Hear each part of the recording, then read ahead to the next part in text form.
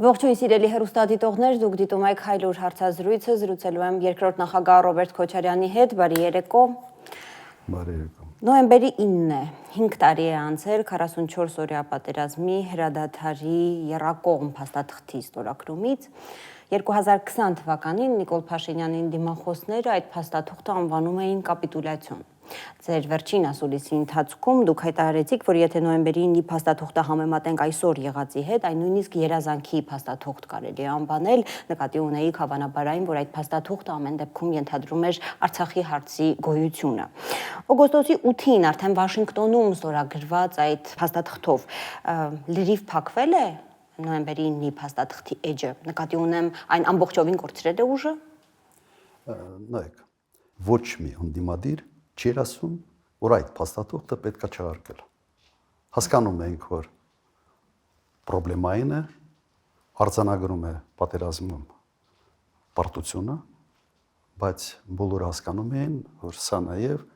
Արցախը պահելու հնարավորություն է։ Եվ այն ժամանակ, այո, պետք էր կարճել այդ փաստաթղթից եւ անել ամեն ինչ, որ այդ փաստաթուղթը կյանքի կոչվի։ Հիմա ասել, թե դա ամբողջությամբ կա թե չկա, գիտեք, դուք վերցրեք 9-րդ կետը այդ փաստաթղթի, որը խոսում է անխոչնդոտ ճանապարհի մասին եւ համեմատեք այդ կետը Վաշինգտոնում ստորագրված փաստաթղթի նմանատիպ կետի հետ։ Նույնն է։ Բովանդակությամբ ինքը նույնն է։ Ուղղակի այն տարբերությամբ, որ այն ժամանակ կար Արցախ, այն ժամանակ կար Լաչինի Միջանցք, եւ այդ 9-րդ կետը մտցված էր հենց Լաչինի Միջանցքի հետ որոշակի սիմետրիա ունենալու տեսանկյունից։ Ադրբեջանի պահանջն էր։ Եվ այն ժամանակ փոխանակ կարճել այդ կետից, ապահովել իսկապես ճանապարհի ֆունկցիոնալը, ոչ թե հանձնելով որպես Միջանցք, այն ժամանակ Միջանցքի տրամաբանություն չկար ընդհանրապես։ Նիկոլ Փաշինյանը հետևողականորեն հրաժարվում էր այդ կետի կատարումից։ Ուղղակի հիշեք։ Հետևողականորեն հրաժարվում էր այդ կետի կատարումից։ Եվ այդ հրաժարվելը բերեց նրան, որ Լաչինի Միջանցքը փակվեց եւ ավարտվեց ամեն ինչը Արցախի կորստով։ Սա փաստեր են։ Հիմա ինչ կատարվեց, նույնատիպ, այսպես որոշումը, նույնատիպ մոտեցումը ներկայացում է որպես դարակազմիկ մի որոշում, որը կայացված է Վաշինգտոնում։ Ինչ փոխվեց այդ ընթացքում, չկա Արցախը, չկա Լաչինի Միջանցքը։ Ասիմետրիկ միջանցքային տրամաբանությունը։ Չոր մնաց, այո, չոր մնացորդում սա է։ Ինչպես եւ ինչու ի վերջո ընկավ Արցախը, քանի որ սա մեծ հարց է, եկեք տրոհենք ու գանք սկզբից։ Նախապատերազմական շրջան։ 2020 թվականի սեպտեմբերի 27-ը կիրակի էր։ Ես հիշում եմ, որ շաբաթ գիշերը մենք ձայնագրել էինք մեր կիրակնօրյա թողարկումը։ Շատ լավ հիշում եմ այդ հաղորդման բացման իմ տեքստը։ Ես խնդրել էի հեռուստադիտողի ուշադրությունը, որովհետև այն ժամանակ դիտումները, ուսումնասիրությունները ցույց էին տալիս, որ անվտանգային լրահոսի հանդեպ հետաքրքրությունը պակասել է, իսկ փորձագետները անընդմեջ աղաղակում, ահազանգում էին մեծ պատերազմի հավանականության մասին։ Եվ այդ հաղորդումը եթեր չհեռարձակվեց, քանի որ լուսաբացին առաջին ռումբերը պայթեցին, ու ես մտա եթեր արտակարգ թողարկման արդեն։ Դուք էլ այդ օրերին ունեիք այն նմանատիպ կանխազգացում, որ մեծ պատերազմը գալիս է։ Ինչն էր հուշում, որ մեծ պատերազմ է սկսվելու այնուամենայնիվ։ Ես այդ զգացումը ունեի մոտ 1 տարի մինչև պատերազմը սկսել։ Եվ ինձ համար մեկ բան էր հասկանալի, որ ամեն ինչ արվում է պատերազմ հրահրելու համար։ Նայեք, երևի ձեր հարցի մի քիչ այլ ձևակերպումը հետևյալը կլներ, ինչու սկսեց պատերազմը։ Չէ՞, երևի սա է չոր մնացորդում։ Առաջին հերթին դա բանակցային գործընթացի ձախողումն էր։ Եվ այդ ձախողումը եղավ Հայաստանի նախաձեռնությամբ։ Հայաստանը հրաժարվեց բանակցել։ Ամբողջ բանակցային գործընթացի պատմության մեջ առաջին անգամ կոնֆլիկտի կողմերից մեկը հրաժարվել է ընդհանրապես քննարկել ներկայացված փաստաթուղթը։ Դա ներկայացվել էր ամռանը 19 թվականին։ Ինչ էր ասում այն ժամանակ Նիկոլ Փաշինյանը։ Սկսելու ենք զրոյական կետից եւ թող բանակցեն Ղարաբաղի հետ։ Տարբեր պատճառաբանությամբ։ Եվ 19 թվականի ներկայացված փաստաթուղթը ուղղակի հրաժարվել է բանակցել։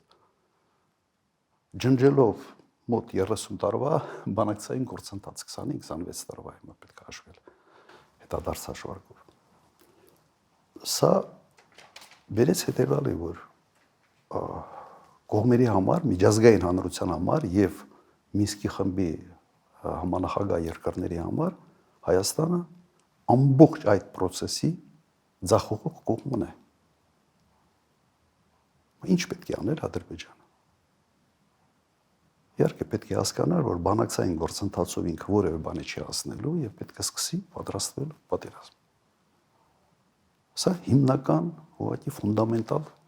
պատճառն էր։ Ես չգիտեմ ինչով էր առաջնորդվում Հայաստանի վարչապետը, իմ տպավորությամբ sense օթերում էին, թվում էր թե 18 թվականի այդ հեղափոխությունից հետո sense համաշխարհային դեմք է ինքը դարձել եւ ինքը կարող է իրեն թույլ տալ նման կարգի քայլել։ Թե չեմ սխալվում, ինքը խոսում էր արդեն հենց բուն նախապատերազմական շրջանում, նաև Ադրբեջանում ներքին հեղափոխության մասին, պայթեցնել Ադրբեջանի ներքաղաքական կյանքը, այդ տեսակ հայտարարություններ։ Այո, եւ դրանից հետո հնչեց այդ հայտնի նախադասությունը, Ղարաբաղ, Արցախը, Հայաստանը եւ վերջ։ Սրանով ինքը խաչ քաշեց ընդհանրապես որևէ սպասելիքների վրա։ Երբ չկան բանակցություններ, ուրեմն կողմերից մեկը, որը դժգոհ է ներկա իրավիճակից, պետք է սկսի պատրաստվել պատերազմի։ Սա եւս ակնհայտ է։ Ու նայեք, նաեւ պատերազմ սկսելու համար Ադրբեջանը պետք է գնահատեր իր շանսերը պատերազմում հաղթելու։ Եվ այն ժամանակ կատարվեց եւս մեկ կարևոր հանգամանք, կար, որը դրդեց Ադրբեջանի պատերազմին։ Այն, ինչ արվում էր բանակի հետ 18 թվականից սկսած, վարկաբեկման մի կամպանիա հրամանատարական կազմի դեմ, գեներալները բոլորը թալանչի են, եւ այլ, հիշում եք այդ ամենը, սա բերեց բանակի շեշտակի թուլացման։ Սա եւս մի հանգամանք էր, որը վստահ եմ Ադրբեջանը հաշվարկում էր։ Եվ եւս կար եւս մեկ հանգամանք, դա քո ռազմավարական դաշնակցի հետ հարաբերությունների վատթարացումն էր։ Եվ հապկի հետ ուղղակի կոնֆլիկտի մեջ մտնելն էր հապկի գլխավոր քարտուղարին նկատմամբ քրեական հետապնդումներ։ Հիմա որ ասում են իդեալական փոթորիկը, սա այն դեպքն է, երբ 3 հանգամանքներ իրար միացան եւ իդեալական պայմաններ ստեղծեցին Ադրբեջանի համար որոշում կայացնելու։ Իսկ վերջի կաթիլը եղավ Հայաստանի հյուսիսում այն սահմանային կոնֆլիկտը, որը ուռճացվեց ասենց երկրորդ սարդարապետի մակարդակի միջև։ Դրանից հետո այդ հայտնի օգոստոս էր թե սեպտեմբեր էր սարդարապետում միջոցառումը 70-ից ավել մարտական խաչեր եւ այն հայտարարությունները, որ Հայաստանը տարածաշրջանում ունի ամենից մարտունակ բանակը եւ այլ եւ նաեւ այդ ելույթում հետ չեմ ցալում նաեւ Թուրքիային էր կպնում։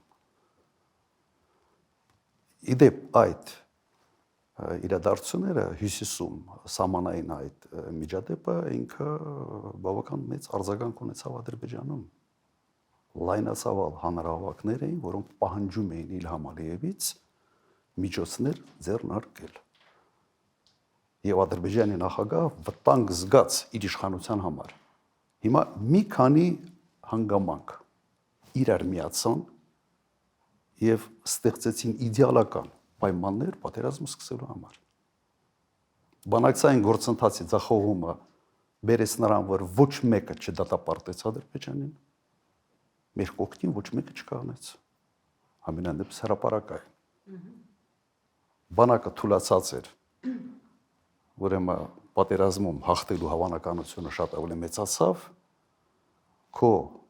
դաշնակիցների հետ հարաբերությունները փչացրել ես, ուրեմն իրենց ուղակի միջամտության հավանականությունը եւս փոքրացավ։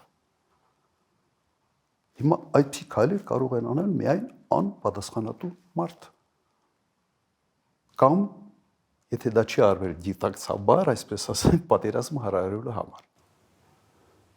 Եվ ո՞րն է ըստ ձեզ հետահայաց զուտ ձեր կարծիքը, որովհետև սկզբում ասացիք, գուցե դա հետհեղափոխական էյֆորիայի ազդեցություններ, հիմա գալիս ենք նրան, որ կարծես թե պլանավորված գործողությունների մասին ենք խոսում։ Նման է, նման գործողությունների, բայց ես չեմ կարող պնդել։ Հիմա դա կամ ուղղակի աշխարհակահաղական առումով տգետության արդյունք է, կամ ես մեկ անգամ մի նախադաս ունեմ ասել, որ եթե Հայաստանի ղեկավարը լիներ գործակալ, ապա կաներ ճիշտ այն քայլերը, որոնք մենք տեսնում ենք։ Ես չգիտեմ, իշխանափոխությունից հետո միայն հայտնի կդառնա, թե իրական պատճառները որոնք էին։ Բայց մի հուշագրավ հայտարարություն, որը ուղղակի իմ տպավորությամբ ֆանտաստիկայի ժանրից է։ Երբ Նիկոլ Փաշինյանը արդարանալու համար ինչ էր ասում, ինքը ասաց, որ ինքը ասել է Հայաստանը, Արցախը Հայաստանը եւ վերջ, որովհետեւ ինքը հայրենասեր էր։ Չէ՞ այդպես ասում։ Եվ այն ժամանակվա իր ընկալումը հայրենասիրության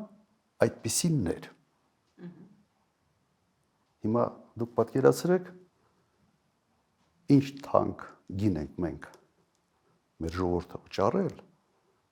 այդպիսի ընկալումների համար։ Դե իր պնդմամբ այդ ընկալումները ձևավորվել են մինչև իրեն, այդ թվում ձեր կառավարման շրջանում։ Իր ուղղակի նախադասությունը։ Ես դա ասել եմ, որովհետև ես հայրենասեր եմ եղել։ Ասել է, չէ՞ այդպիսի բան։ Իր հայտարարությունն է։ Հետարքիր բանը գիտեք ինչ է։ Ինքը իր ձախողումների ներդաշնակ փորձում է բերել իր հայացքների փոփոխությունը։ Մի հարցում ձախողվել եմ, ուրեմն հայացքներս փոխում եմ, ասենց օպորտունիզմի դասական ասենց տարբերակ է, ուրեմն ամեն ինչ միջով այդ սխալ էր, այ մեր կարծիքները փոխելով, մեր մոտեցումները, անկալումները փոխելով, մենք գալիս ենք հիմա նոր հայրենասիրական մոդելի։ Նոր հայրենասիրական մոդելի։ Եվ եւս մեկ բան, ինչ էր ասել, որ Արցախը Հայաստանի բեռ էր Հայաստանի համար եւ Արցախը հանձնելով մենք ձեռք ենք բերել մեր անկախությունը։ Ոչ թե կորցրել ենք Արցախը, այլ ձեռք ենք բերել Հայաստանի Հանրապետությունը։ Հիմա եթե փորձեմ ես սա թարգմանել նորմալ տրամաբանության մեջ, ինչ է ասա։ Ուրեմն եթե մենք շարունակեինք հիմա ունենալ Արցախ, եթե մենք չտայինք 5000 զոհ, 11000-ից ավել վիրավորներ, մենք կլինեինք խեղճ ու կրակ, սուվերենությունը կորցրած, դժբախտ եւ դժգույն, մեր պատմության հետ հաշտության մեջ ասենց հիմարացած վիճակում մի ժողովուրդ։ Սա է ուզում ասել։ Ինչպես եւ էինք ըստ իրեն։ Նա ձեզ եւ ընդհանրապես նախկին բոլոր իշխանություններին մեղադրում է ԵԱՀԿ Մինսկի խմբի հետ ձեռք-ձեռքի տված բանակցային մի այնպիսի հավերժական գործընթաց սկսելու համար, որը ի վերջո պետք է պայթեր մեծ պատերազմով։ Հիմա ասում են ինչ վատ բան եմ արել։ Այդ պատերազմը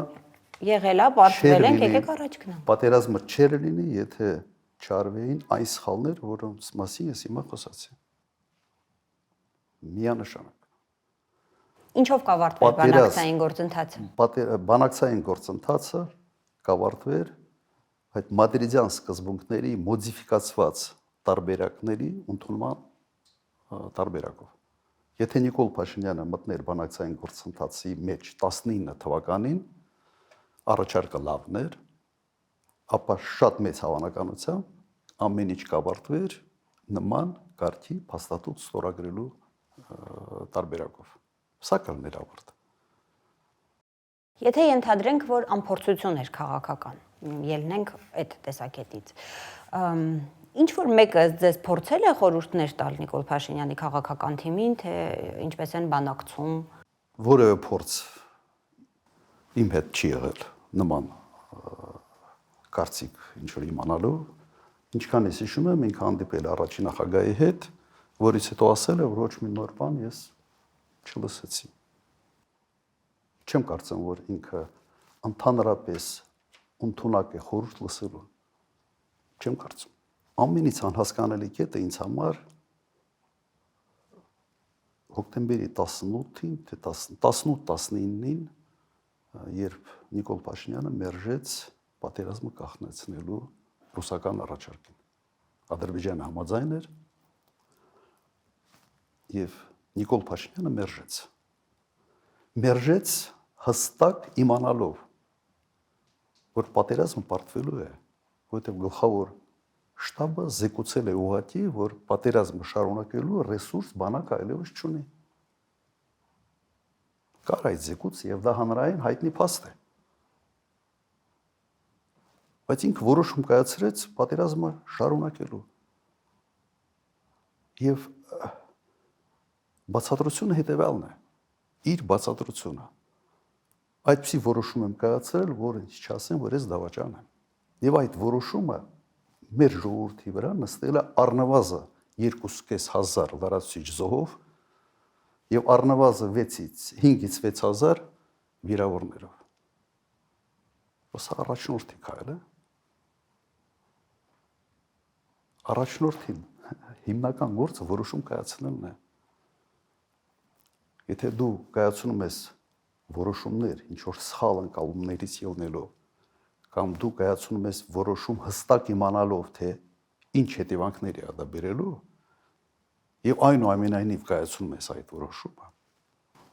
հիմա ինչ ասեմ։ 44 օր հանրությանը կերակրում էին հաղթելու ենք թեզով։ Մի թեզ, որ իհարկե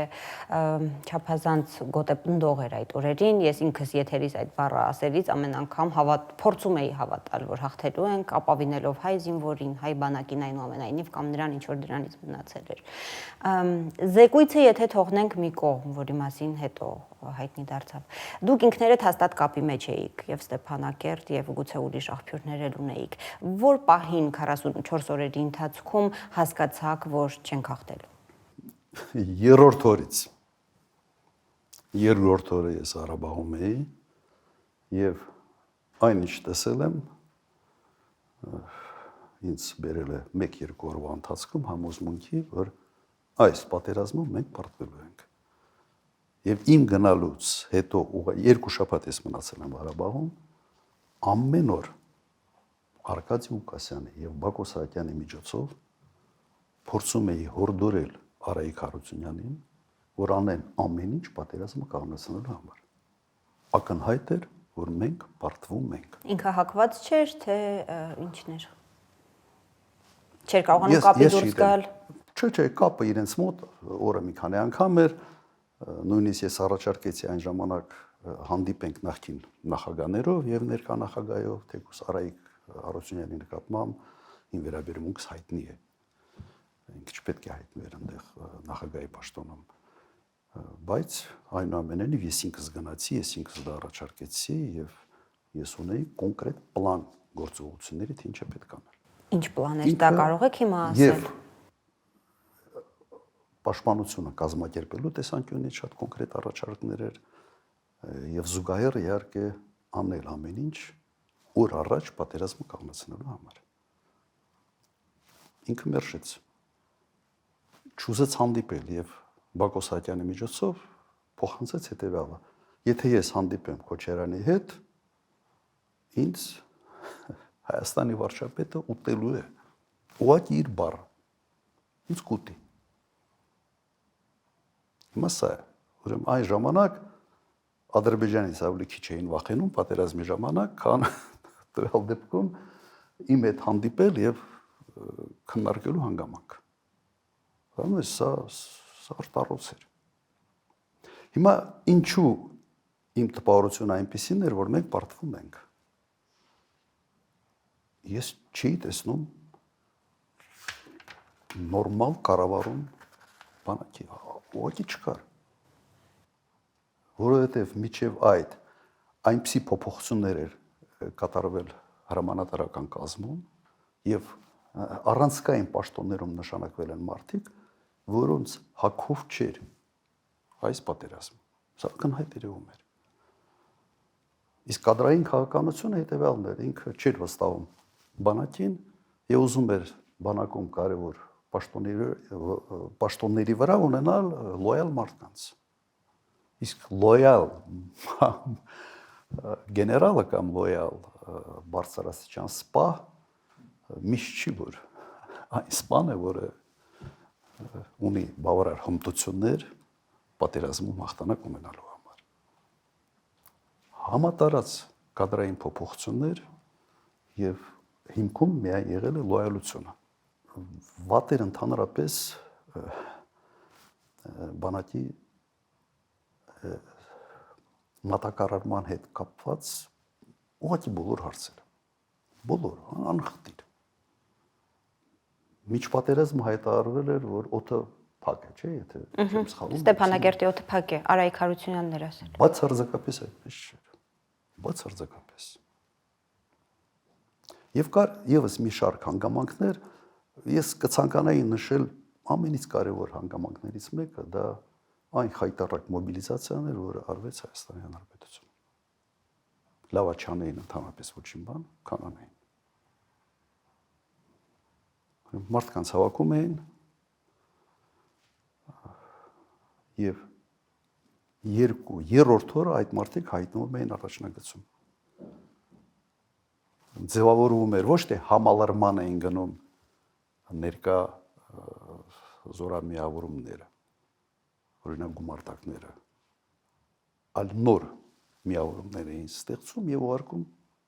ռազմաճակատ երրորդ օրը։ Մարդուժի պակաս կար գուցե։ Ոչ, այդ նույն մարդուժը պետք է համալրեին ներկա ստորաբաժանումները։ Իրեն գնացին լրիվ այլ ճանապարհով։ Դա էլ է ճանապարհ, բայց այդ դեպքում դու առնվազն 2-3 շաբաթ պետք է մարտական ներդաշնակություն ապահովես։ Իմ հարազատները զորակոչվել են, օրինակ, շատ մոտ հարազատներից մեկը պատերազմի երրորդ օրը հայտնվել է առաջնագծում մի ասենց վաշտում, որտեղ ոչ մեկին չէր ճանաչում ընդհանրապես։ Կա շատ պարզ բան, դու չես կարող անծանոթ մարդկանց հավաքել միտեղ, ձևավորել, օրինակ մի գումարդակ եւ հաջորդ օրը ուղարկել պատերազմի։ Դու ուղղակի մսաղացի մեջ ես ուղարկում այդ մարդկանց։ Առնվազն 2 շաբաթ պետք է մարտական ներդաշնակության տրեյնինգներ անես, որ իր մարդիկ ճանաչեն։ Հրամանատարը հասկանա, թե ստորադաս հրամանատարները ինչ կարգի հրամանատարներ են, ինչ գիտելիքներ ունեն։ 90-ականների պատերազմում այդպես էր, թե այդ ժամանակը չկար, թե պատերազմը այնպիսինը չէր։ Այն ժամանակ պատերազմը այդպիսինը չէր։ Ուրիշ իրավիճակ էր եւ այն ժամանակ այլ գործոններ էին աշխատում։ Եվ այն ժամանակ նաեւ հակառակորդը նույն վիճակում էր։ Այն ժամանակ պատերազմի կեսը ուղղակի ջոկատային էր։ Եվ երկրորդ կոպտագույն սխալը մենք վերադարձրել ենք 90-ական թվականներին։ Սկսել են ձևավորել ջոկատները եւ ջոկատները ուղարկել ռազմաճակատ։ Մենք ասենց բանակային կառույցից հետ են գնացել մոտ 25 տարի, վերադարձրել ենք ջոկատային համակարգին։ Ջոկատը ունի մի առավելություն, մարդիկ իրար ճանաչում են, բայց սա բանակ չի։ Սա ինչի հետևանք էր, սա պլանավորված էր, թե սա էլ էր ամփոփություն։ Ես չգիտեմ, ես կարծում եմ ուղղակի մարդիկ չունեին փորձ, չունեին գիտելիքներ, բայց հագել են մի կոստյում, որը հաստատ իրենց վրայով չէր։ Այդ ձևով ընդհանրապես հնարավոր չէր այս պատերազմ հաղթանակ ունենալ։ Ես նաև փորձել էի հասկանալ, թե լավ,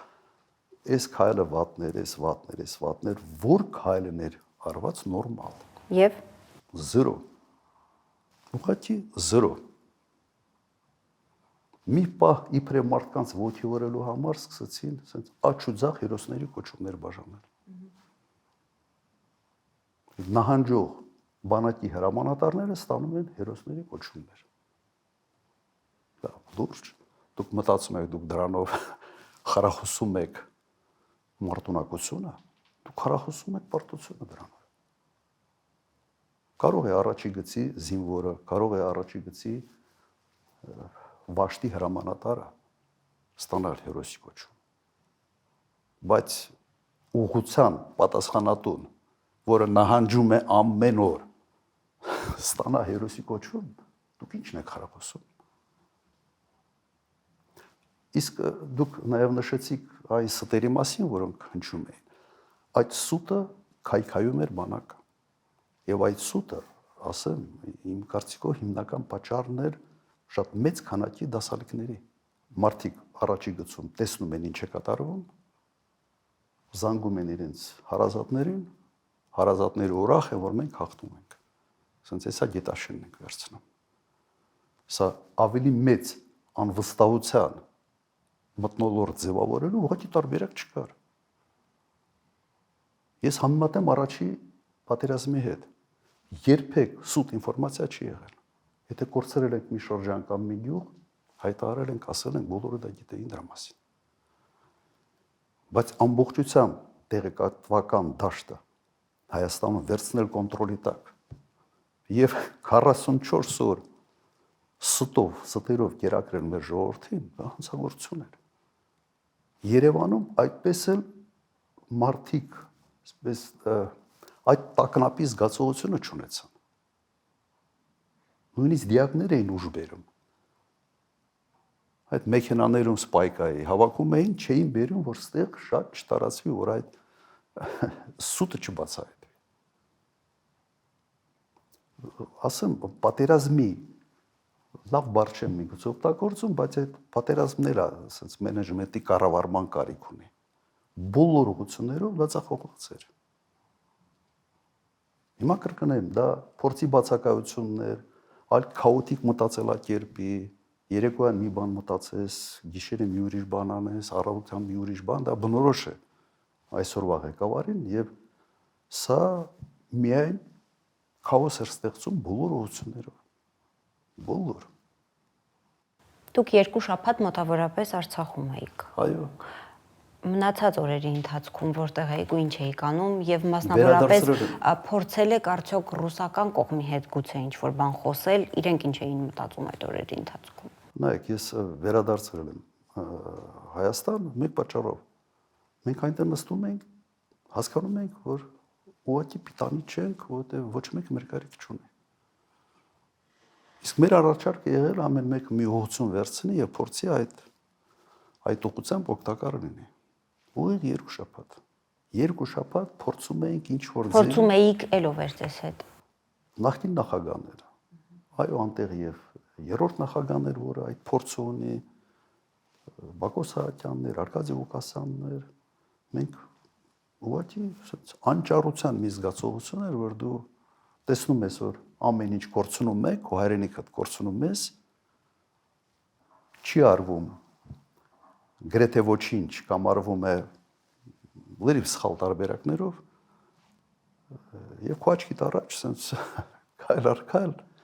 ամեն ինչ կորցնում ես եւ չես կարող որևէ կերպ ազդել process-ի վրա։ Դրա համար թողել եք ելը։ Որ չտեսնեք ուղակի ինչա դա։ Չէ, որտեղ դու անիմաստ ընդ նստած ես։ Հավաքում ենք ինչ որ մտքեր փոխանակում, մտքերի փոխանակում եւ այլ, բայց անիմաստ ուղղակի բաներ ժամանց, որը միայն ասենց շատ բացասական էմոցիաներ էր մարդու մոտ ուղղակի առաջացնում, ձևավորում։ Պրոբլեմային էր։ Եվս մեկ հանգամանք պատերազմից երկրորդ, երրորդ օրը Ղարաբաղից տեղահանեցին ամբողջ բնակչությունը։ Նույնիսկ խորքի այն գյուղերից, որտեղ դրա կարիք չկար։ Եվ սա խոչապի եւ Ղարաբաղը հանձնելու, այսպես ասենք, տրամադրությունը ձևավորել։ Անիմաստ։ Պետք էր որոշակի մարդկանց տեղահանելու խնդիր լուծել, բայց ոչ թե այն, ասենց տոտալ Թիկունքը բացելու առումով։ Իհարկե, սա պրոբլեմ էր։ Ես փորձել եմ հասկանալ, թե ես արդեն ասացի դա, թե այդ քայլերից մեկ-մեկ ինքս ինձ հարց եմ տալիս, կարող է ես եմ սուբյեկտիվ։ Լավ, ի՞նչն են ճիշտ արել։ Ոչինչ։ Հիմա խոչապի մեջ էին, չէին հասկանում ինչ անել։ Սա նույն դեպքն է, երբ մարդիկ չգիտեն ինչ անել, որովհետև իրենց կյանքում նման իրավիճակներ չեն տեսել, բայց նաև չեն ուզում տեսել այն մարդկանց, ովքեր նման վիճակներ տեսել են, կառավարել են եւ հաջողության են հասել։ Եվ այս երկու հանգամանքը եւս իրար հանդիպեցին եւ ունեցանք այն ինչ ունենք այսօր։ Երբ ստորագրվեց արդեն նոյեմբերի 9-ի փաստաթուղթը, օդում հարց կար, թե ինչ է լինելու 5 տարի հետո, երբ լրանա ռուս խաղաղապահների տեղակայման ժամկետը Արցախում,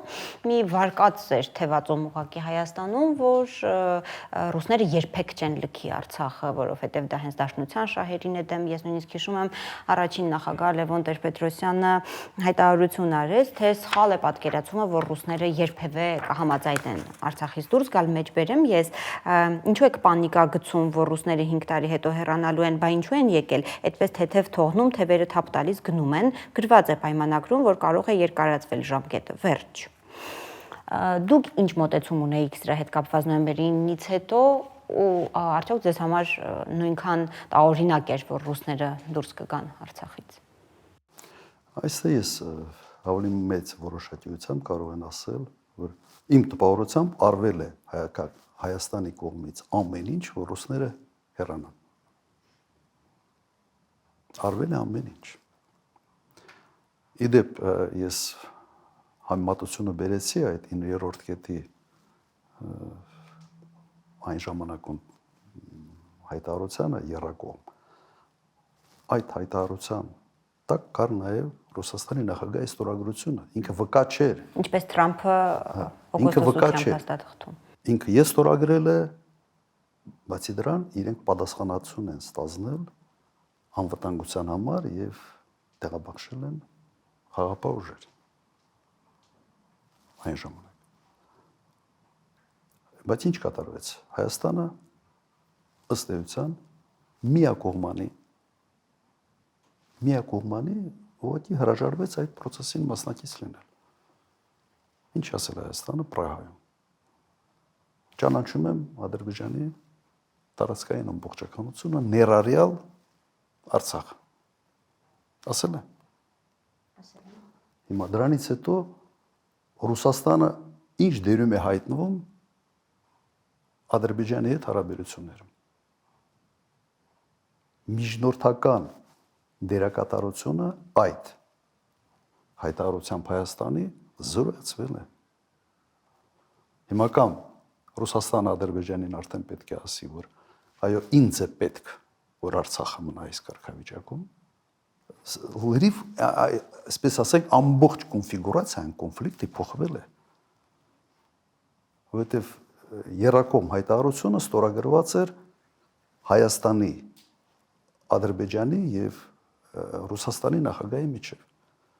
Ղարաբաղի կարգավիճակը մնում է անորոշ, հետագա քննարկումների առարկա պետք է լիներ։ Եվ տվյալ դեպքում Հայաստանը ասում է, ես չկամ այս գործում։ Գնացեք դուք Ադրբեջանի հետ Ղարաբաղի հարցը ոնց ուզում եք քննարկեք։ Սա նաև ռուսական միջամտության, Ռուսաստանի այդ խաղապահների ներկայության կարգավիճակը ոչ թե անորոշ է դարձել, անհասկանալի է դարձել։ Սա լրջագույն խնդրեմ է։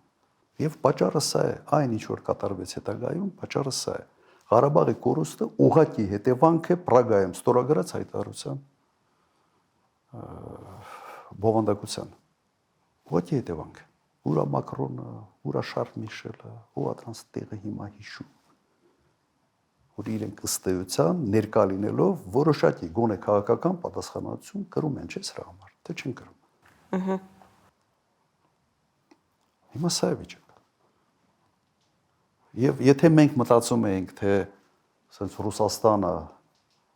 ի ցմահ ասենց իր վրա պատասխանատվություն պիտի վերցներ Ղարաբաղի համար, այդպես միջազգային հարաբերություններում չի լինում։ Եթե Հայաստանը այդ քայլը չաներ, ես չեմ կասկածում, որ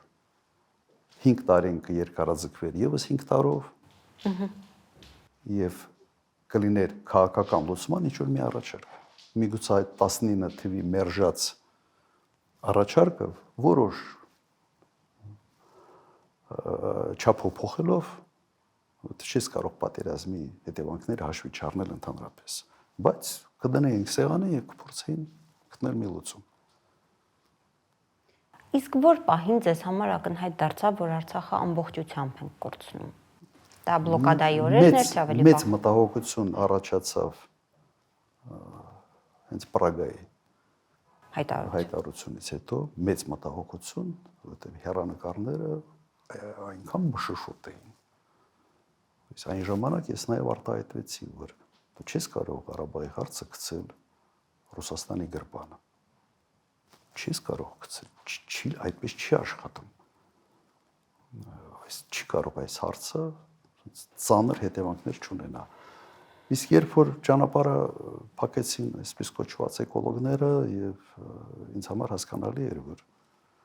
սա արդեն խնդրեմ է, որ վերջը ճանապարհը փակվելու է ամբողջությամբ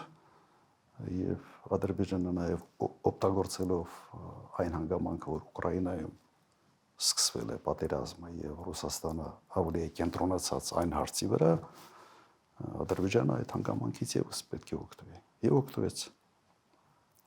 Մենք այդ առիթը չպիտի տայինք։ Նիկոլ Փաշինյանը մտածեց, որ այս ռուսները զորախումբ են տեղավորել խաղապահ։ Հիմա թույլ են գնան, ոնց ուզում են հարցը լուծեն, այսպես կոչված զբրոս նագրուսկի, այսինքն այդ բերից մի հատ ազատվեն։ Եվ հիմա խոստովանում է, չէ՞, հիմա ասում է ամեն ինչի մասին։ Որ դա մենք Ղարաբաղը տալով ձերք ենք բերել Հայաստանի անկախությունը։ Այս ամեն ինչը զրույցի ամբողջ տրամաբանությունը հաշվի առնելով, ինչն է ձեզ պատճառը, որ Նիկոլ Փաշինյանին անգամ հիմա հաջողվում է ինչ որ առումով վաճառել խաղաղության իր թեզը, իր խաղաղության, իր պատկերացրած խաղաղության թեզը, իսկ այն թեզը, որ դուք եք առաջ քաշել, որ սա ոչ թե խաղաղություն է, այլ ժամանակավոր զինադադար կախված մեկ մարդու Ալիևի քմահաճույքից, կարծես նույնքան հեշտ չի արմատավորվում հանրության մտքերում։ Այդ բացատրությունը ես չունեմ, իսկապես չունեմ, ինձ համար ամենից մեծ շոկը եղել է 21 թվի ընտրությունների արդյունքները։ Որտեղ պարտություն բերած, այդքան զոհեր բերած մարդը չպիտի վերընտրվեր։ Եվ ես վստահ եի, որ սա բերելով է նոր ավելի ծանր հետևանքների եւ բերեց Արցախի ամբողջական կորուստի, նաև Հայաստանի տարածքի մի մասի օկուպացիայի։ Մենք փորձում ենք ինչ-որ բացատրություններ տալ եւ այդ բացատրությունների հիմքում այն շոկն է, որը մեր ժողովուրդը ապրել է պարտությունից։ 44 օր հաղթում ենք, հետո վերջում պարզվեց, որ լավ էլ պարտվել ենք։ Կարծում եմ, որ հիմա հանրության մոտ այնուամենայնիվ վերագնահատման բավական լուրջ process գնաց եւ հիմա մեր ժողովրդի մեծ մասը այլ կերպ է մտածում։ Նկատի ունեք Արցախի ամբողջական կորուստից հետո։ Եվ ամբողջական կորուստից հետո եւ այն ամենից հետո ինչ կատարվում է Հայաստանում, որովհետեւ նայեք իշխանության է եկել մի ուժ, որը տվել է խոստումներ շատ հաճելի լսելու համար, ձախողել է բոլորը անխտիր եւ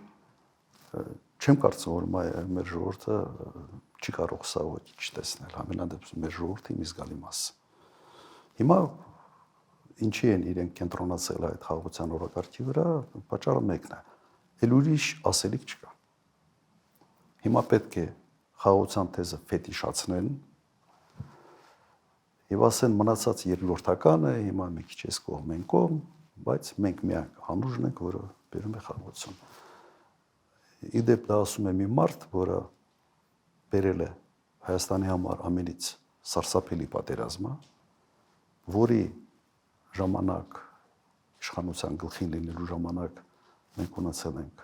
ամենից մեծ քանակի զոհեր եւ վիրավորներ, եւ այդ մարդը այսօր փորձում է դառնալ sense խաղաղության աղավնի եւ խաղաղությունը բերող մարդ։ Եվ մինչդեռ ամենից խաղաղ տարիները Հայաստանի Հանրապետությունում եղել են հենց իմ նախագահության տարիները։ Ամենից խաղաղ տարիները ունեցել ենք ամենից քիչ զոհեր։ Ընդհանրապես որևէ տարածքային կորուստ չենք ունեցել։ Եվ ունեցել ենք մի շարք այլ հաջողություններ տնտեսական ոլորտում։ Հիմա սա է։ Պարոն նախագահ, միայն մեր խմբագրությունում Արցախի ամբողջական հայաթափումից հետո աշխատանքի են տեղավորվել 1 տասնյակից ավելի արցախահայեր։ Ես նրանց խնդրել էի մի ընդհանուր հարց ձևակերպել, որ կցանկանային ուղղել ձեզ, եւ ահա թե ինչ են նրանք ուզում իմանալ։ Արդյոք դուք եք ամբողջովին փակված համարում Արցախի էջը, կամ ինչպես Նիկոլ Փաշինյանն է ասում, խորհուրդ կտայիք մեր արցախցի քույրերին ու եղբայրերին տնավորվել Հայաստանում, թե նրանք կարող են իրենց ամենանվիրական այդ հույսը, վերադարձի հույսը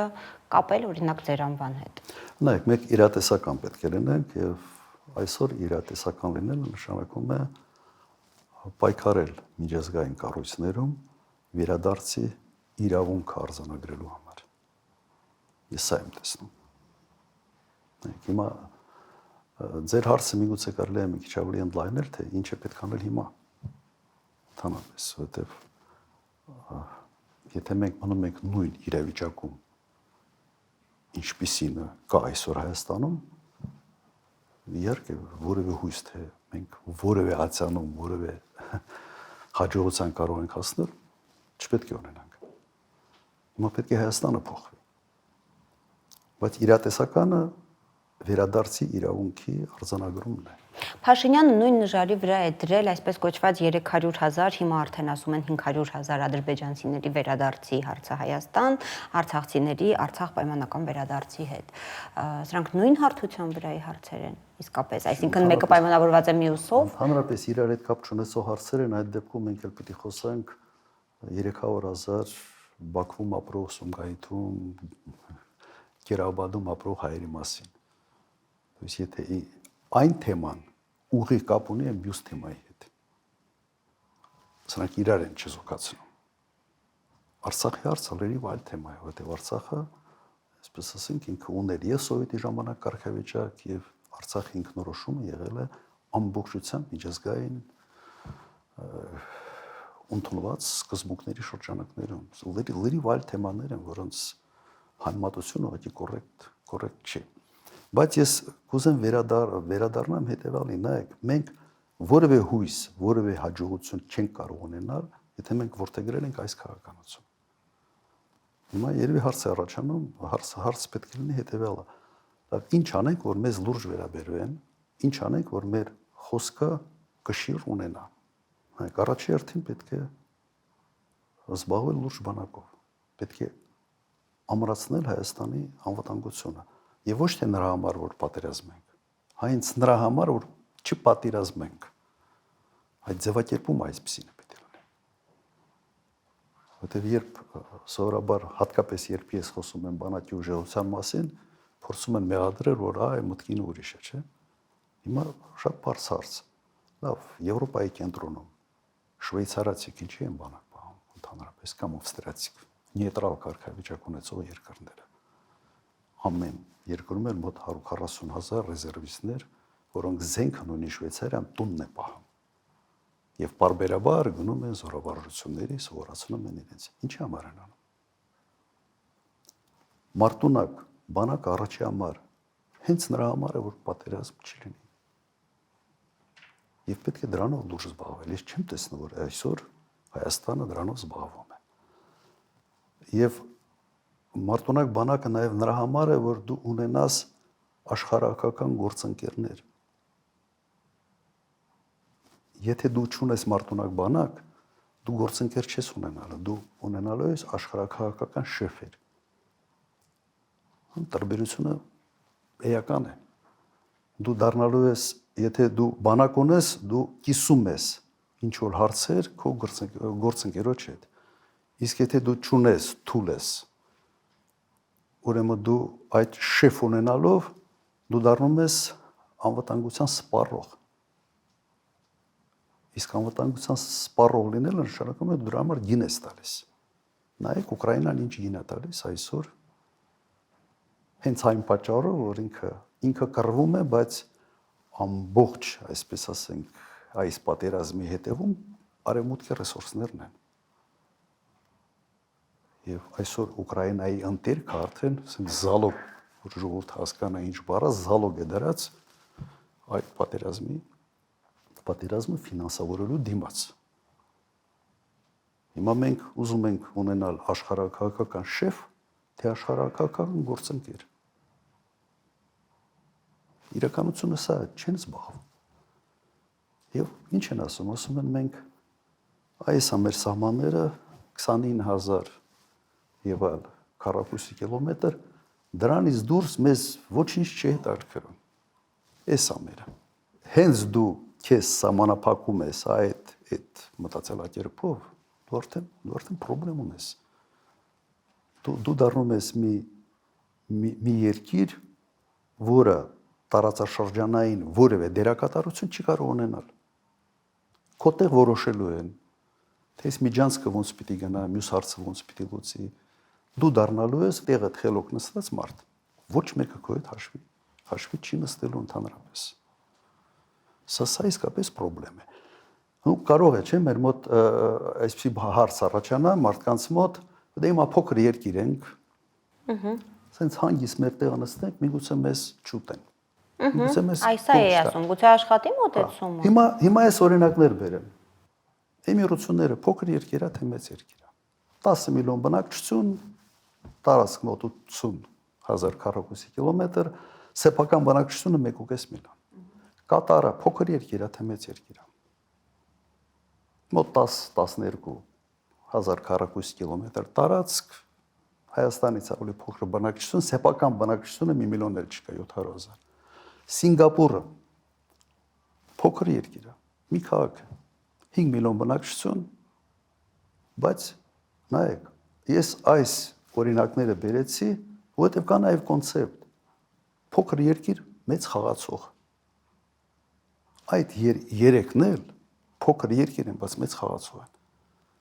Խաղացող են, որովհետև ճիշտ քաղաքականություն են վարել։ Մերձավոր արևելքում որևէ հարց երևի նկատել եք, առանց էմիրությունների չի լսում, քննարկում են հետները, իրենք դառել են լուրջ խաղացող։ Կամ Սինգապուրը, հարավ Ասիայի հարավ-արևելյան շրջանում ամենից փոքր երկիրն է, բայց լուրջ դերակատար է, որովհետև ճիշտ արտաքին քաղաքականություն է վարել բոլոր հարևանների հետ, խոշոր ուժային կենտրոնների հետ։ Ինչու եք բացառում, որ հիմա փոքրացած Հայաստանին այդքան լավ կարող է տիրություն անել Նիկոլ Փաշինյանը, որ դարձնի մի հարավկովկասյան Սինգապուր։ Հենց դա եմ ասում, որ չի կարող անի, որովհետև ասում եմ, սա ես էլ ուրիշ բանից չի հետաքրքրում։ Իմ տարածքով էլ իմ տարածքի ամենից հետաքրքիր կտորը տանք ամերիկացիներին, թող իրենք ոնց ուզում են կառավարեն։ Իսկ սա է։ Ես նաև այս երկրների հետ լավ համեմատեմ մի ուրիշ երկիր Գայիցի։ Մոտարապես Հայաստանի չափ երկիր։ Մի բռնապետ փոխարինում է մյուսով, ասում է, այս աշխարհի հետ գործ չունեմ, միայն չխանգարեք, ես իմ բռնապետությունը շարունակեմ։ Եվ մի բռնապետ փոխարինում է մյուսին, սա ենք ուզում։ Հիմա մենք գնում ենք այս մոդելով, այս վերջի կալանավորումները ինձ ցույց է տալիս, որ մենք ուզում ենք դառնանք այստեղ մի Գայիցիի պես մի բան։ Նայեք, ինչ արել, ես միգուցե սա ավելի խորքային հարց է, բայց ես կցանկանայի այդ շեշտադրումը անել։ Մեր պոտենցիալը, սա միայն մեր 3 միլիոն ժողովուրդը չի, մեր պոտենցիալը նաև մեր սփյուռքն է։ Զորայացնում ենք, մեր պոտենցիալը մեր նաև եկեղեցին է, որովհետև ինքը ցանցային բնույթ ունի եւ կան նաև այլ տարբեր երկրներում։ Մեր սփյուռքը իսկապես մեծ պոտենցիալ ունի, եթե մենք կարողանանք դա կիրառենք։ Սփյուռքի հետ կապերը ընդհանրապես կտրում ենք, թշնամանում ենք, եկեղեցին մասնատում ենք, ընդհանրապես միգուցե մի միտք ասեմ, ես ենթադրում եմ, որ սա մարդիկ բնազդով տեսնում են, բայց Նիկոլ Փաշինյանը ունի ներքին չարության մի հսկայական ծավալ։ Եվ իր մարմնի մեջ այդ չարությունը չի տեղավորվում։ Անընդհատ դուրս է տալիս։ Ինքը ամեն քայլափոխին պիտի ստեղծի կոնֆլիկտ։ Եվ այդ կոնֆլիկտով ինքը ոնց որ սնվում է, ինչ որ էներգիա է ստանում, մի նոր կոնֆլիկտի համար, նոր կոնֆլիկտի համար, նոր կոնֆլիկտի համար։ Չեք տեսնում ինչ է կատարվում։ Այս խառնաշփոթը մարդու տեսակի արտացոլումն է։ Եթե իշխանություն, եթե դու կոնֆլիկտացին ես ինքդ քեզնով, եւ դու ունես հսկայական իշխանություն, գրեթե այսօր անսահմանափակ, դու այդ կոնֆլիկտը ինչ որտեղ սկսում ես կիրառել, դու սկսում ես հակադրել, ոչ միայն հների նորերի, Արարատը Արագացին, Էջմիածին Հովանավանքին, Կաթողիկոսին կարգալուց արած քահանային, Միացյալ Նահանգների Ռուսաստանին, Թուրքիա, Ռուսաստան, դու անընդհատ կոնֆլիկտ ես ուզում ստեղծել, որտեղ քո տեսակն է այդպեսի եւ այդ կոնֆլիկտից դու սնվում ես։ Իմ տպավորությունը սա է, որ ինչ որ տեսնում եմ, այլ ռացիոնալ բացատրություն չունի։ Մարդու տեսակն է եւ կապ չունի, եթե ինքն է լինելու, այսպես է լինելու։ Մենք ներքին համերաշխություն, ներքին կայունություն երբեք չենք ունենալու։ Ներքին անկայունությունը սրելու լավագույն ժամանակներն են գալիս ըստ տեխնոլոգիաների, ընտրությունները, ինչ է տեղի ունենալու 26-ից առաջ Հայաստանում։ Չգիտեմ, ես կառաջարկեի ընտրություններից հիմա ասենց շատ չխորանալ, սա առանձին թեմա է, որտեղ կարելի է խորանալ, բայց եթե խոսանք մեր անելիքների մասին, իմ կարծիքով, բացի նրան, որ մենք պետք է մեր անվտանգությունը ամրապնդենք գործընկերներ ունենալու համար, նաև աշխարհաքաղաքական կշիռ ձեռք բերելու համար մենք պետք է ներքին մեր կայունությունը ապահովենք, կայունությունը եւ համերաշխությունը։ Այդ կոնֆլիկտները, որոնք ուտում են մեր հասարակությունը ներսից, մարդիկ օգնել են սրանից։ Սրան պետք է ուղղակի վերջ տալ։ Եվ նաև հետագա ընտրությունների կարևորությունը նաև դրանով է։ Մենք ընտրելու ենք մի իշխանություն, որը փորձելու է այդ համերաշխությունը ներսում ստեղծի, բերի, թե ունենալու ենք սրա շարունակությունը։ Մշտական, sense կոնֆլիկտացին մի իշխանություն, որի հիմնական sense ոնց որ նպատակը մեկ ռացիոնալ բացատրությունն էլ չունես, լավ, եկեղեցին քեզ ինչու ախնգար։ Չէ, անպայման պետք է ստեղ բզենք, ընդե բզենք, ստեղ պրոբլեմ ստեղծենք, ընդե պրոբլեմ ստեղծենք։ Սա տեսակ է։ Հիմա կարող է սա տեսակ չի, սա հանրություն է, կարող։ Բայց սա տեսակ է, թե հանրությունը մենք իմանալու ենք իշխանապողությունից հետո, եթե մեր ժողովուրդը ուզում է իմանալ ճշմարտությունը, որն պետք է իր ընտրությունը ճիշտ անի 26 թվականին։ Այս չարությամբ լցված իշխանությունը չպետք է իշխանություն լինի։ Զուտ պատերազմի հետ կապված Նիկոլ Փաշինյանը հիմա մի թեզ է առաջ տանում, ասում է, այ տեսեք, այսօր, սիրելի հայրենակիցներ, սահմանին չեն կրակել։ Դե հո ամեն օր չենք արթնանա եւ լուրերով ասենք, որ այսօր եւս սահմանին չեն կրակել, այսօր էլ սահմանին չեն կրակել, բայց չեն կրակում։ Եվ այսինքն խաղաղության դարաշրջանը եկել է։ Մյուս կողմից Ալիևը շարունակում է իր ռետորաբանությունը սրել ու սրել։ Հիմա արդեն Սևանին Գյոչա է ասում, բոլոր տեղանունները հայկական, այնտեղ սկսում են ներկայացնել ադրբեջանական ձևով։ Խաղաղության միֆ լինելն է ցույց տալիս այդ հայտարարությունները Ալիևի, թե այնուամենայնիվ իրոք եկել է խաղաղությունը եւ մենք հրաժարվում ենք տեսնել։ Դուք հավատում եք այս խաղաղությանը։ Չեն կրակում եք պատճառով։ Ինչ ուզում է առանց կրակելու տալիս ես։ Հրամար չի կրակում։ Ես չեմ հավատում որևէ խաղաղության, որը ամրագրված չի երաշխիքային ինչ որ մեխանիզմներով։ Չկա այսօր։ Ես կրկնեմ այն միտքը, որը վերջերս ասել եմ մամուլի ասուլիսի ժամանակ։ այս խաղությունը ամբողջությամբ կախված է մեկ մարդու կամքից։ Կուզի այդ խաղությունը կլինի, հիմա ուզի խաղությունը չլինի, չի լինելու։ Դա Ալիևն է, Ադրբեջանի նախագահը։ Դա խաղություն չի։ Հիմա մեր առաջարկը, որ այո, այս խաղություն պետք է, բոլորը ձգտում են խաղության,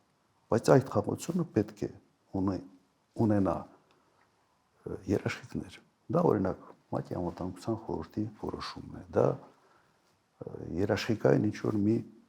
համակարգ է։ Եվ տվյալ դեպքում հնարավորությունները շատ են։ Ես հիմա չեմ ուզում շատ խորանալ այդ թեմայի մեջ, բայց օրինակ ես ինչ կանեի համալրելու համար այս պայմանագիրը, որը ստորագրել են այդ հայտարարությունը, ստորագրել են Միացյալ Նահանգներում։ Օրինակ առաջարկեի եւս մի համաձայնագիր նախաստորագրվածի հետ զուգահեռ, որը այսպիսի հնչողություն միգուցե կունենար, որ այն համաձայնագրի երաշխիքային համակարգի ձևավորման մասին։ Էլի ամերիկյան կողմի հետ։ Դու այս համաձայնագիրը, այս նախաստորագրված համաձայնագիրը չես չեղարկում, ասում ես օքեյ, բայց առաջարկում ես երկրորդ փաստաթուղթը, որը կունենա երաշխիքային մեխանիզմներ այդ համաձայնագրի համար։ Եվ լավագույն տարբերակը կլներ, երբ երաշխավորողները լինեին եւ Միացյալ Նահանգներ, Ռուսաստան եւ Չինաստան։ Օրինակ, ինչ վատ առաջարկ է։ Ալիևը շատ է խոսում չէ չինական բեռների մասին։ Տրամպի ճանապարհը եւ այլ։ Ուրեմն շահառուներից մեկը կլինի Չինաստանը, շահառուներից մյուսը կլինի Ռուսաստանը եւ կմնա նաեւ Միացյալ Նահանգները։ Ույս միշտ հնարավոր է քննարկել եւ այնպիսի առաջարկներ տալ, որոնք ոչ թե շղթում են այն ինչ որ արված է, այլ համալրում են դա եւ ամրացնում են։ Եվ դու չես դառնում աշխարհակահաղական կենտրոնների բախման կետ, այլ հակառակը դու կոմպլեմենտար տարբերակ ես առաջարկում այս ամենը միացնելու համար։ Սա այն քաղաքականությունը, որը մենք 10 տարի արել ենք Հայաստանում։ Կոմպլեմենտարությունը։ Եվ 10 տարի մենք շատ լավ հարաբերություններ ենք ունեցել եւ Ռուսաստանի հետ, եւ Իրանի հետ, եւ Միացյալ Նահանգների հետ, եւ եվրոպացուց հետ։ Եվ ինձ անընդհատ իմ գործընկերները հարցնում են, այդ ո՞նց եք անում, որ սաղի հետ լավ եք։ Ես մի բան եի ասում։ Ասում եմ, որովհետեւ մենք գիտենք ամեն մեկը ասած մի ցավող մազոլ ունի, կոպիտ ասած։ Չենք կողում դրա։ Փորձում ենք մեր հարաբերությունները կառուցել եւ դրսեւորվել ընդհանրապես այն դաշտում, որտեղ այս երկրները ունեն ընդհանուր շահեր։ Հիմա այս կոնկրետ եւս մի առաջարկ, ես Տրամպի ճանապարհի վրա մի առաջարկ տվել եմ, չէ՞։ Մասշտաբը մեծացնել պրոյեկտին, որից բոլորը կշահեն։ Եվ դու հակասությունների դաշտից կմտնես հակառակը, համագործակցության դաշտ, ավելի լայն։ Հիմա եւս առաջարկ։ Քանի որ այս հայտարարությունը չունի որևէ երաշխիքային համակարգ, Ստորագրել եւս մեկ։ Ստորագրել սրա հետ զուգահեռ եւս մեկ փաստաթուղթ, որը կունենա այդ երաշխիքային համակարգ։ Եվ փորձել, բանակցել, ներգրավել այդ երաշխիքային համակարգի մեջ աշխարհի 3 այսօրվա գոյություն ունեցող աշխարհակահաղական կենտրոնների երկրները, այս Միացյալ Նահանգներ, Ռուսաստան եւ Չինաստան։ Ինչ վատա, բանակցեք։ Հնարավոր է դրան հասնել, համոզված եմ հնարավոր է։ Բերելով ասա իրական խաղաղության, համոզված եմ բերելու է։ Այս մարդկանց խելք չի երիկում։ Կամ խելք չի երիկում, կամ պուլտը ուրիշ տեղ է։ Այդ պուլտը ով պահում է, ուրիշ կնոպկաներ է սխմում։ Դուք ըստ էության առաջարկեցիք այն մոդելը, հավանաբար, որով կսկսեիք բանակցությունները, եթե պուլտը ձեր ձեռքին լիներ։ Իհարկե։ Տարբերակներ կան։ Ուղղակի մարդ պետք է գիտելիք ունենա, մարդ պետք է այդ ցանկությունը ունենա, ու մարդ պետք է ուղղակի արհեստավարժության գոնե մի ինչ-որ մակարդակ ունենա եւ թիմը պետք է արհեստավարժ թիմ լինի։ Վերջերս, եթե չեմ սխալվում, այս մի երկու օր առաջ էր Արարատ Միրզոյանին թուրքական մի լրագրող ինչ որ հանդիպման ժամանակ ասում է տպավորությունը այնպեսին է, որ Թուրքիայի արտգործնախարարն է խոսում։ Իրականում այդպես է։ Ես ասում եմ, որ մեր արտգործնախարարը պետք է խոսի որպես Հայաստանի արտգործնախարար։ Բայց բավարար խել, գիտելիք եւ ցանկություն ունենա իսկապես Հայաստանի սուվերեն որպես պետություն Հայաստանի քաղաքականությունը տանի։ Հալ ոչ թե տարբեր տեղերից, sense ով որտեղից մի քիչ ավելի ուժեղ բրթում, sense թեքում են կողմի վրա, հետո իսկ կողմի վրա, հետո իսկ կողմի վրա։ Չեն կարողանա մի մոդել առաջարկեն, որը կլինի ներգրավման մոդել տարբեր պետությունների։ Իսկ դրա համար պետք է իրենց ընդհանուր շահերը փորձես միտեղ կենտրոնացնել եւ այդ դաշտում խաղալ։ Այլ ոչ թե դուրս գալ հակասությունների դաշտ։ Շնորհակալ եմ։ Սիրելի հայրենակիցներ, հիշեցնեմ, դուք դիտում եք Հայլուր հարցազրույցը, ես զրուցում էի երկրորդ նախագահ Ռոբերտ Քոչարյանի հետ։